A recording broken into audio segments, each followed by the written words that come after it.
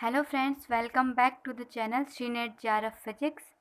Last class में मैंने आपको जो न्यूमेरिकल्स दिए थे, इस वाले सेशन में वो सारे न्यूमेरिकल्स के सॉल्यूशंस करते हैं। ठीक है, तो स्टार्ट करते हैं।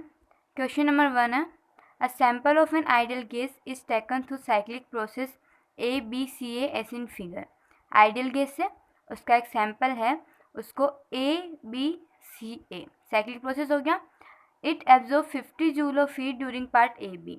अब यहाँ पर ए बी है ना, इसमें इसने 50 जूल हीट एब्जॉर्ब की है। ठीक है, एब्जॉर्ब करी तो positive sign. No heat during B C, यानी यहाँ पर जो है वो चेंज इन हीट जीरो है, कोई यहाँ पर हीट का रोल नहीं है। And reject 70 joule of heat during C A, यहाँ पर इसने 70 जूल हीट जो है वो निकाली, रिजेक्ट किए तो -70 जूल ये हीट के लिए हो गया। 40 joule of work is done on the gas during part B C. B C part की बात कर रहे हैं ना, तो यहाँ पर वर्क डन कितना है, 40 जूल है। ठीक है, तो इन तीनों के लिए हमको हीट दे दी है और यहाँ पर 40 जूल जो है वो बी सी के लिए हमको वर्क डन दे रखा है। Find the internal energy of gas at B and C if it is 1500 joule at A. यहाँ पर हमको इंटरनल एनर्जी जो है वो 1500 जूल दे रखी है और यहाँ पर बी और सी पर हमको इंटरनल एनर्जी निकालनी है। तो देखिए, ए से लेकर बी प्रोसेस की हम बात करें तो यहाँ पर वॉल्यूम कांस्टेंट है, दिख रहा है वी के यहाँ पर वॉल्यूम कांस्टेंट है। अगर वॉल्यूम कांस्टेंट है तो वॉल्यूम का डिफरेंशियल डी वी जीरो होगा। ठीक है, फर्स्ट लॉ ऑफ थर्मोडायनेमिक्स क्या बोलता है, D Q equal to D U plus D W. ठीक है, डी डब्ल्यू में क्या आएगा, पी डी वी। अब हमको पता है ऐसे प्रोसेस है, volume constant D V zero तो पी डी वी जीरो यानी डी डब्ल्यू जीरो। तो फिर डी क्यू किसके बराबर होगा, डी यू के बराबर होगा यानी 50 जूल। डी यू 50 जूल है यानी 50 जूल एनर्जी उसकी पॉजिटिव है तो इंक्रीमेंट हुआ है उसमें। तो यहाँ पर 1500 जूल थी तो यहाँ पर क्या हो जाएगा 1550 जूल, 50 जूल इसमें ऐड हो जाएगी। ठीक है, बी पॉइंट पे निकाली, अब सी पॉइंट पे निकालनी है। तो यहाँ पर आ गई, अब हमको यहाँ पर कैलकुलेट करनी है। यहाँ के लिए हमको दे रखा है कि change in heat D Q जो है वो तो जीरो है। डी डब्ल्यू हमको यहाँ पर दे रखा है 40 joule of work is done on the gas. On the gas यानी यहाँ पर डी डब्ल्यू किसका हो जाएगा, नेगेटिव आएगा, -40 जूल। डन ऑन और ऑन डन बाय मैंने बता दिया था। ठीक है, तो डी डब्ल्यू क्या -40 जूल है, तो यहाँ पर वर्क डन -40 जूल है। D Q equal to D U plus D W, D Q zero है यानी डी यू किसी बराबर होगा -डी डब्ल्यू के, और माइनस एक तो इसका और एक क्योंकि वर्क डन ऑन है उसका माइनस, तो 40 जूल जो है वो इसकी internal energy D you positive हो गई है। यहाँ पर अब 1550 जूल थी, 40 इसकी बड़ी है तो 1550 प्लस 40 यानी 1590। ठीक है, 1590 जूल इसकी एनर्जी आ गई है। अब हम देखते हैं सेकंड पार्ट क्या है, calculate the work done by gas during part C है। ये जो सी ए पार्ट है ना, इसमें वर्क डन कितना है जो हमको निकालना है। तो सी से लेकर ए पार्ट के लिए हमको दे क्या रखा है कि इसमें 70 जूल ऑफ हीट निकलती है, यानी डी क्यू कितना है इसमें -70 जूल है। डेल्टा यू की हम बात करें तो हम निकाल सकते हैं change in internal energy, final minus initial. Final यानी ए पॉइंट, इनिशियल माइनस इनिशियल मतलब सी पॉइंट। तो ए पॉइंट के लिए कितनी है 1500 है और बी सी पॉइंट के लिए कितनी है 1590, तो कितना आ गया -90 जूल आ गया है। अब डेल्टा क्यू क्या होता है, delta U plus delta W first law से, तो यहाँ से हम डेल्टा डब्ल्यू की वैल्यू सॉल्व करके निकालेंगे तो 20 जूल आ जाएगी। ओके, तो आपको हर प्रोसेस में देखना है कि हो क्या चीज़ रही है, राइट। और फर्स्ट लॉ का सिंपल सा एप्लीकेशन है ये। फिर सेकंड क्वेश्चन था, the first law of thermodynamics is a statement of. तो स्टेटमेंट जब स्टार्ट करते ही मैंने बता दिया था कि यहाँ पे क्या होता है, एनर्जी कंजर्वेशन होता है, तो डी इसका राइट आंसर आ जाएगा। नेक्स्ट क्वेश्चन देखते हैं अब हम। Question number 3, figure shows two processes A and B on a system. तो ये पीवी डायग्राम दे रखा है, ए और बी इसमें दो प्रोसेसेस हैं। Let delta Q1 and delta Q2 be the heat given to the system in processes A and B respectively. A और B process में हीट गिवन जो है वो डेल्टा Q1 और डेल्टा Q2 उसको हमको दे रखी है। ठीक है, तो अब इन दोनों में रिलेशन क्या होगा, कौन बड़ा है कौन बराबर है, उन सब की हमको यहाँ पर रिजल्ट निकालना है। ठीक है, तो फर्स्ट लॉ अप्लाई करेंगे। डेल्टा क्यू क्या होता है, delta U plus delta W. अब देखिए, चाहे हम ए के थ्रू जा रहे हैं चाहे हम बी के थ्रू जा रहे हैं, ये जो पॉइंट है इनिशियल पॉइंट है, ये जो पॉइंट है फाइनल पॉइंट है। ए पाथ की लेते हैं तो भी यही इनिशियल और फाइनल, और बी पाथ लेते हैं तो भी यही इनिशियल और फाइनल है। यानी क्या होगा कि इनिशियल और फाइनल स्टेट सेम है और क्योंकि इंटरनल एनर्जी जो है वो स्टेट फंक्शन होती है, पाथ इंडिपेंडेंट होती है, तो इन दोनों केसेस के अंदर क्योंकि स्टेट पे डिपेंड करेगी, स्टेट सेम है, तो डेल्टा यू यानी change in internal energy same हो जाएगा। डेल्टा यू सेम है, इसका मतलब क्या होगा कि डेल्टा क्यू किस पे डिपेंड करेगा, डेल्टा डब्ल्यू पे डिपेंड करेगा। ठीक है, इसका तो रोल खत्म, ये तो बराबर हो गया दोनों में। अब डेल्टा डब्ल्यू की जब हम बात करते हैं तो इसमें हमको क्या होता है, मैंने आपको बताया था वर्क डन जब हमको देखना होता है तो पी वी कर्व के अंदर हम उसका नीचे का एरिया देखते हैं, एरिया अंडर द कर्व, जो उस कर्व के एरिया है उसके हमको पता पड़ेगा। तो ए का तो एरिया अंडर द कर्व ये, और बी का एरिया अंडर द कर्व ये रहा। किसका ज़्यादा है, ऑफकोर्स ए का ही ज़्यादा है ना। तो यानी क्या हुआ कि वर्क डन की बात करें तो किसका ज़्यादा है, 1 का ज़्यादा है, ए का ज़्यादा है, ए को 1 ले रखा है, इसको 2।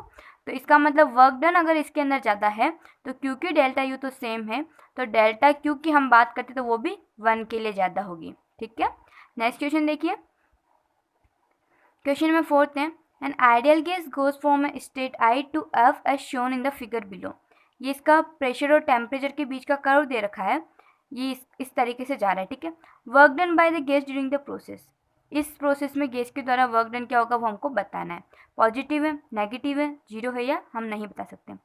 तो देखिए आप नोटिस कीजिए कि यहाँ पर ये प्रोसेस है, इसको यहाँ पर इन्होंने एक्सटेंड कर रखा है और ओरिजिन से पास हो रहा है। इसका मतलब क्या हुआ, स्ट्रेट लाइन पाथ है, वो कब होगा, और स्ट्रेट लाइन पाथ कब होता है, वाई क्वेश्चन एक्स प्लस सी सबसे देखते हैं, और ओरिजिन से भी पास हो रहा है तो सी तो जीरो, और यहाँ पर क्या स्ट्रेट लाइन हो जाएगा बिल्कुल। तो इक्वेशन क्या होगी यहाँ पे, पी प्रोपोर्शनल टू टी आ रहा है, हम सिंपली कर्व से देख सकते हैं कि पी जो है वो टी के प्रोपोर्शनल है।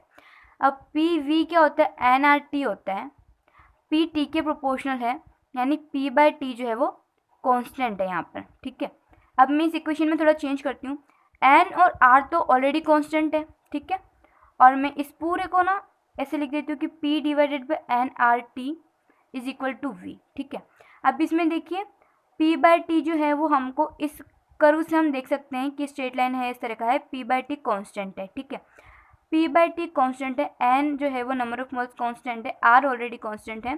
तो क्योंकि ये पूरी चीज़ कॉन्स्टेंट है, इसका मतलब एल एच एस कॉन्स्टेंट है तो आर एच एस भी कॉन्स्टेंट होगा। तो मैं क्या बोल सकती हूँ, वी कॉन्स्टेंट है, वी कॉन्स्टेंट है तो D V zero, isochoric process हो गया, और D W equals to P D V, तो वो भी जीरो, यानी वर्क डन क्या हो जाएगा, डब्ल्यू जो है वो जीरो हो जाएगा। ठीक है, तो इज जीरो, तो सिंपली कर्व से देख के ये चीज़ पता चल रही थी। अब देखिए नेक्स्ट क्वेश्चन है, the pressure and density of a gas gamma equal to 7/5 changes adiabatically. Gamma पता है ना आप तो, Cp बाय Cv, तो एडिवेटिकली चेंज हो रहा है P1 D1 से P2 D2 तक। ठीक है, if D2 by D1 equal to 32, D2 by D1 की वैल्यू हमको दे रखी है और P2 बाई P1 की हमको वैल्यू निकालनी है। तो सिंपल सी बात है, इसलिए हमको गामा दे दिया है और बोल दिया एडिवेटिक प्रोसेस है। एडिवेटिक प्रोसेस है तो गामा दे रखा, तो हमको इसकी ऐसी कोई चीज़ यूज़ में लेनी होगी, और डेंसिटी वॉल्यूम पे डिपेंड करती है, तो हम ये वाला रिलेशन ले सकते हैं कि P V to the power gamma equals to constant. ठीक है, डेंसिटी क्या होती है, मास अपन वॉल्यूम, और इस तरीके से जो भी चाहे कौन सी भी टाइप की डेंसिटी हो ना, अगर नंबर डेंसिटी हम बोलते तो number of particles divided by volume, तो हर केस के अंदर जो डेंसिटी होती है वो वॉल्यूम के इन्वर्सली प्रोपोर्शनल होती है, यानी वॉल्यूम जो है वो डेंसिटी के इन्वर्सली प्रोपोर्शनल होती है। तो P V to the power gamma constant, इसको नीचे लेके आती हूँ, तो 1 divided by V to the power gamma. ठीक है, जो कि डेंसिटी की फॉर्म में हो जाएगा, इसको क्या लिख सकती हूँ, pressure is proportional to constant है, तो कांस्टेंट तो कुछ नहीं, divided by V to the power gamma, और 1 बाय वॉल्यूम डेंसिटी की प्रोपोर्शनल, तो किस कांस्टेंट है ना, तो कांस्टेंट के लिए प्रोपोर्शनल रिलेशन आ गया। तो प्रेशर किसके प्रोपोर्शनल हो जाएगा, density to the power gamma, तो P2 by P1 equal to D2 by D1 की power gamma. D2 by D1 का रेशियो हमको गिवन है, it's 32, so here we can write 32 to the power gamma, that is given as 7/5, so it is 7/5. Now see 32 can be written as 2 to the power 5, here 5 and 5 cancel, we get 2 to the power 7 which is 128. Okay, so our answer is 128. Next is question number 6. The pressure P, volume V and temperature T for a certain material are related by this. P V और T के बीच में हमको ये relation दे रखा है और बोल दिया कि ए और बी जो है वो कॉन्स्टेंट्स हैं। ठीक है, उसके बाद है the work done by the materials if temperature changes from T to 2T। अगर टेम्परेचर टी से 2T में चेंज होता है, प्रेशर कांस्टेंट रहता है, तो हमको वर्क डन जो है वो एक्सप्लेन करना कितना होगा। तो देखिए डी डब्ल्यू क्या होता है, पी डी वी, इस इक्वेशन से हम v को इधर लेके जाए तो P V equal to 80 minus B T square, right. इसके बाद हम क्या करते हैं, इस पूरे इक्वेशन को डिफ्रेंशिएट करते हैं, ठीक है। तो इसमें क्या होगा, P, इधर देखिए P dV plus V dP, हमको बोलते हैं कि प्रेशर जो है वो तो कांस्टेंट रहता है, प्रेशर कांस्टेंट है तो ये वाली टर्म तो क्या हो जाएगी, जीरो हो जाएगी। क्या बचा, P dV, राइट। तो P dV और इसका डिफ्रेंशिएशन, ठीक है, T के रेस्पेक्ट में करेंगे तो A dt, BT स्क्वायर का 2BT dt। तो dW की वैल्यू हमारे पास P dV और ये P dV की वैल्यू ये हो गई, तो dW हमारे पास इसके बराबर आ गया, ठीक है। उसके बाद में हमको W कैलकुलेट करना है। सिंपल हमको बोल रखा है कि टेम्परेचर कहाँ से कहाँ तक चेंज हो रहा है, T से लेकर 2T तक, राइट। तो इसको मैं T से 2T तक इस पूरी इक्वेशन को इंटीग्रेट करती हूँ। सॉल्व करना है सिंपल कैलकुलेशन से, you will get answer option number C, okay. Now the next question is question number 7। The specific heat C of a substance is found to vary with temperature as C equals to alpha plus BT square. Here we are given the dependency of C on T as this relation, where T is Celsius temperature. At what temperature does the specific heat of substance becomes equal to the mean specific heat of substance in a temperature range 0 and T naught, okay? तो हमको क्या बोल रखा है कि हमको specific heat और temperature का रिलेशन दे दिया। उसके बाद हमको इन्होंने बोला है कि क्या टेम्परेचर होगा जब क्या है कि ये जो स्पेसिफिक हीट दे रखी है वो किसके बराबर हो जाए, equal to mean specific heat of substance, और टेम्परेचर रेंज उसकी ये दे रखी है 0 से T नॉट तक। तो हमको मीन निकालना है। मीन निकालने का जो एवरेज निकालने का फॉर्मूला होता है, मीन स्पीड में भी हमने काम लिया था, वही है C bar equal to 1/T naught integral 0 से लेकर, लिमिट क्या दे रखी है हमको, ये दे रखी है ना 0 से लेकर T नॉट, तो T नॉट माइनस T कितना हुआ, T नॉट। तो ये तो यहाँ पर आ गया T नॉट टोटल, और यहाँ पर फिर इंटीग्रेशन की लिमिट 0 से T नॉट आ जाएगी। C dt, C की वैल्यू इक्वेशन फर्स्ट से हम रख सकते हैं, सिंपल इंटीग्रेट करेंगे, इसकी लिमिट रखेंगे, तो हमारे पास C बार की value alpha plus BT not square by 3 आ जाती है। अब हमको बोल रखा है कि ये जो गिवन हीट है वो इस मीन स्पेसिफिक हीट की इस रेंज के बराबर है। इस रेंज में हमने मीन स्पेसिफिक हीट निकाल दी, तो C bar equal to C करना है हमको। तो ये तो रहा C बार, ये रहा C, अल्फा अल्फा कैंसिल, इसको सॉल्व करेंगे तो T की वैल्यू कितनी आ जाएगी, T naught divided by √3, okay. तो काफ़ी सिंपल क्वेश्चन सही है। अब है question number 8। The ratio of isothermal curve divided by slope of adiabatic curve is equal to, ठीक है, इन दोनों का रेशियो बताना है। तो देखिए इसका फॉर्मूला क्या होता है, slope of adiabatic curve divided by slope of isothermal curve जो है वो गामा के बराबर होता है। अब अगर आपको कन्फ्यूजन हो जाता है ना कि कौन सा ऊपर है कौन सा नीचे है, तो याद रखना इधर तो सीधा सीधा गामा लिखना है, और इधर ABCD में A पहले आता है या I पहले आता है, पहले A आता है ना, तो एडियाबैटिक को ऊपर लिखना है और I बाद में आता है, तो I फॉर आइसोथर्मल को नीचे लिखना है, और वो फिर हमको गामा के बराबर कर देना है, ठीक है। तो इस तरीके से आप इसको याद रख सकते हो। एंड अगर आपको इसको सॉल्व करने का इंटरेस्ट है तो ऑफकोर्स करना चाहिए, देखिए क्योंकि हम लोग अभी नेट की प्रिपरेशन कर रहे हैं, तो थ्योरेटिकल कंसेप्ट भी ऐसा होता है, मेरे को बहुत जगह लगता है कि इनको और मतलब बताऊँ कि ऐसा हो क्यों रहा है, पर वो होता है ना कि नेट के लिए प्रिपेयर कर रहे हो, 6 मंथ्स में टारगेट होता है, 1 साल में मैक्सिमम अपन को करना होता है ना, तो इसलिए कि भाई बाकी मेंटली भी ऐसा लगता है कब होगा कब होगा। तो जितना हो सके हम लोग वैसे भी थ्योरी पढ़ के आते हैं, अगर थ्योरी वीक भी है तो भी मैं इतना एक्सप्लेन करती हूँ कि एक बार एग्जाम तो क्लियर हो जाए, बाकी सीखने के लिए तो बहुत कुछ होता है। जैसे अगर आप इसको सॉल्व करना चाहो ना, तो क्या करना, सबसे पहले हमको आइसोथर्मल कर्व का स्लोप निकालना है और एडियाबैटिक कर्व का स्लोप निकालना है, ठीक है। थ्योरेटिकल बता देती हूँ मैं। आइसोथर्मल कर्व, अब देखिए इसकी इक्वेशन स्लोप के लिए P और V का वही कर्व बनेगा इनके अंदर, दोनों के अंदर, है ना। अब आइसोथर्मल के लिए हम जो आइडियल केस इक्वेशन है PV इक्वल्स टू RT वो यूज़ में लेंगे। RT जो है वो तो क्या है, टेम्परेचर, आइसोथर्मल है तो टेम्परेचर कांस्टेंट है, टेम्परेचर कांस्टेंट है तो RT पूरा क्या हो गया, R गैस कांस्टेंट हो गया, इसका मतलब PV जो है वो कांस्टेंट है। अब आप क्या करेंगे, इसको डिफ्रेंशिएट करेंगे, तो P dV plus V dP equals to 0, वहाँ से आप क्या dP/dV, इसका स्लोप क्या होगा, XY का डिवाइड बाई dx होता है, इसका स्लोप dP/dV, उसकी वैल्यू आप वहाँ से निकाल लेंगे, तो वो तो आ गया आइसोथर्मल का स्लोप। अब आपको एडियाबैटिक कर्व के लिए स्लोप की बात करनी है, ठीक है। तो एडियाबैटिक इक्वेशन क्या होती है, PV to the power gamma equals to constant. अब जैसे इसका आप करोगे तो क्या होगा, लिख ही देती हूँ थोड़ा, P dV plus V dP equals to 0, ठीक है। तो P dV equals to minus V dP, this implies dP/dV यहाँ से कैलकुलेट करके आ जाएगा। इसी तरीके से जब हम यहाँ अप्लाई करेंगे ना, तो सेम जैसे हमने यहाँ पर डिफरेंशियल किया वैसे हमको इसका यहाँ पर डिफरेंशियल करना है, और यहाँ से भी dP/dV निकालना है, यहाँ से भी dP/dV निकालना है। ये तो हो जाएगा आइसोथर्मल कर्व के लिए slope.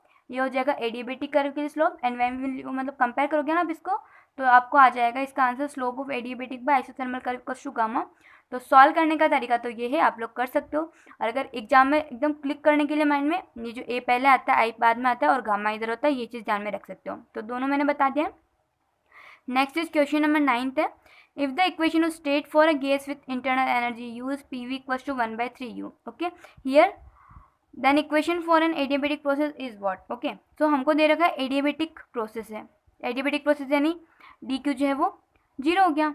Now from the first law of thermodynamics we know dq equals to du plus dw, as dq equals to 0 so du equals to minus dw and minus dw that means equals to minus p dv. Now here we are given the relation PV equals to 1/3U. Okay, PV is equal to 1/3U. Now I can write U equals to, if I transfer it here then U equals to 3PV. Just differentiate it. Okay, like it is U, here du equals to minus PdV, right? du equals to 3PV, this is U, okay, is equal to minus PdV equals to minus PdV. Then I solve LHS, differentiate it, then 3p dv plus 3v dp, considering 1 is constant, you know this differentiation. Okay, so it is equal to minus p dv. On solving and making differential form, then we integrate it. Here I have integrated it. On solving further, log p plus transferring it in this side, then giving it power, log a plus log b is equal to log a into b. Solving it further, log to log cancel, pv to the power 4/3 equals to constant. Simple mathematical calculation. Okay, so pv to the power 4/3 equals to constant. So here C option is our right answer. Okay, next is question number 10. For a gas under isothermal conditions, isothermal condition, okay, it's pressure P, जो भी ऐसे words आते हैं ना isothermal adiabatic, तो पढ़ते उसका underline किया करो, क्योंकि हमको पता है कि क्वेश्चन के अंदर हमको उस चीज़ का यूज़ लेना होगा कहीं ना कहीं। ठीक है, ज़्यादातर यूज़ आता ही है, कहीं कहीं नहीं आता है, वो डिपेंड करता है क्या है, लेकिन आपको एक बार जो भी चीज़ें आ रही है ना उस सबको ध्यान रखते हुए चलना होता है। For a gas under isothermal condition it's pressure P varies with V S, temperature constant है और ये हमको प्रेशर और वॉल्यूम के बीच में रिलेशन दे दिया। ठीक है, the bulk modulus B is proportional to, तो बी की हमको बताना है किसके प्रोपोर्शनल होगा। तो देखिए आइडियल गैस इक्वेशन से पीवी क्या होता है, एनआरटी होता है। अब हमको बोल दिया कि प्रोसेस कैसा है, आइसोथर्मल है, आइसोथर्मल है तो टेम्परेचर कांस्टेंट और एन और आर तो वैसे ही कांस्टेंट होते हैं, तो पीवी हो गया कांस्टेंट, जैसा हमने यहाँ किया था सेम चीज़ है ना। अब इसको डिफ्रेंशिएट करते हैं, तो P D V plus V d P 0, इसको इधर ट्रांसफर किया, प्रेशर की वैल्यू मैंने निकाली तो आती है minus V d P by d V. ठीक है, अब देखिए बल्क मॉड्यूलस का फॉर्मूला क्या होता है, bulk modulus B is equal to minus V d P by d V. Okay, bulk modulus B equals to minus V d P by d V. तो इसका मतलब यहाँ पर हम देखते हैं तो ये चीज़ क्या है, प्रेशर के बराबर ही आ रही ना, इन दोनों को हम कंपेयर करें तो। और प्रेशर जो है उसके लिए हमको क्वेश्चन में ही दे रखा है कि डिपेंडेंसी कैसी है, pressure P is proportional to V to the power -5/3, right. इसका मतलब जो बल्क मॉड्यूलस है बी वो भी किसके प्रोपोर्शनल हो जाएगा, वॉल्यूम टू द पावर -5/3। ठीक है, तो ये थे जो 10 क्वेश्चन दिए थे मैंने, ये 10 हाँ 10 ही थे। तो 10 क्वेश्चंस के पूरे सॉल्यूशंस हो चुके हैं, आई होप आपने किए होंगे, तो अभी कुछ तो सॉल्व हुए होंगे इजीली। ओके, तो नेक्स्ट क्लास में नेक्स्ट टॉपिक लेते हैं, पढ़ते रहिए। Okay, thank you, bye bye.